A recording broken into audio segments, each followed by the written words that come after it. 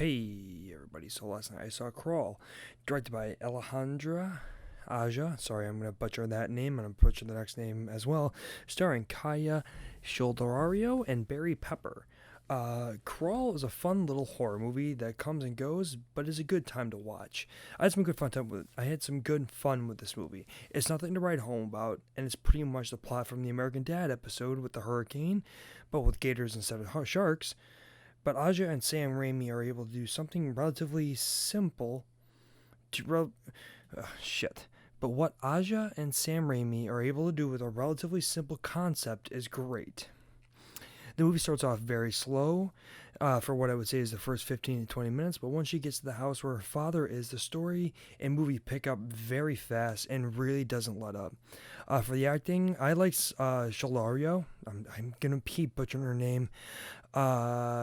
Though she looks nothing like a college-aged woman, and Barry Pepper is okay. They try to build a somewhat conflict between the two, and it's a story arc and a story itself for themselves, but it's hardly there, and it's abandoned for more of a survival-based story, which I think works very well and is a much better choice. But they still have a bit of a sprinkling there here and there for the character arc and personal troubles that happen into the movie. They don't really bash you over the head with, oh, there's a divorce, and oh, it's so sad, and she's so broken up over it. They bring it up, they move on, the story keeps moving, the story progresses, it looks back at it 2 or 3 times, and that's all you need.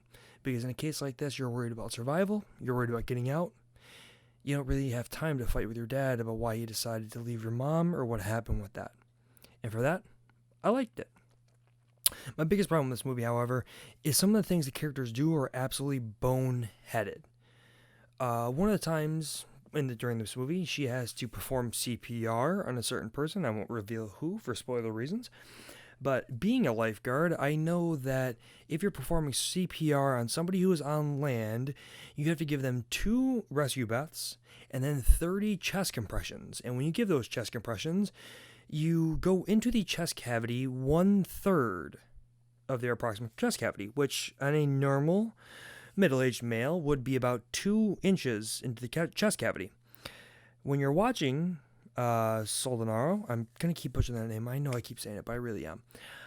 When you're watching her perform CPR, she does 4 compressions to 1 breath, then 6 compressions to 1 breath, barely going into the chest at all. Barely even pushing it in. That is not going to do shit. And it really, really took me out of the movie because she is a collegiate swimmer who, living down in Florida, you would assume has worked at a pool as a lifeguard at some point during her life. So she must be CPR trained. And being on that soccer team, you assume that she is CPR trained just in case everything were to happen in the pool.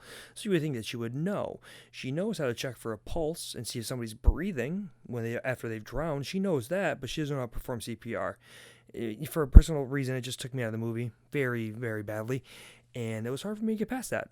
But as I was saying, multiple times things just happen and objects are put in place for story purposes, and it really bothered me. This isn't a spoiler, because, watch the trailer, but once they get out of the basement, why the fuck would you not go up to the roof of your house? If the levees are about to break soon, what difference would it make if you're in a little metal boat? You're going to fuck yourself even more than you already would have. Plus, characters get injuries that they simply would not have been able to survive from or be able to do anything once they receive said injury. You don't get bitten by an alligator in your arm, leg, and shoulder. You're not able to move. You're not able to get up to the roof. It's absurd. I know it's a movie, but these are the things that constantly bounce around in my mind. In the end, however, Crawl is a fun little creature feature that has some great realistic horror elements to it. And that's the best part about this movie. It does not get overtly campy. The entire thing stays relatively grounded in reality, which allows the viewer to connect more with the characters and what is going on in the story. I thought the direction was very well done. There are a lot of interesting shots in this movie, a lot of interesting compositions, and the way it's filmed is very interesting.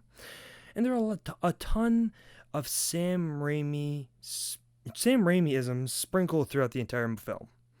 And for that, I enjoyed it. And I'm going to give Crawl a 7.7 out of 10.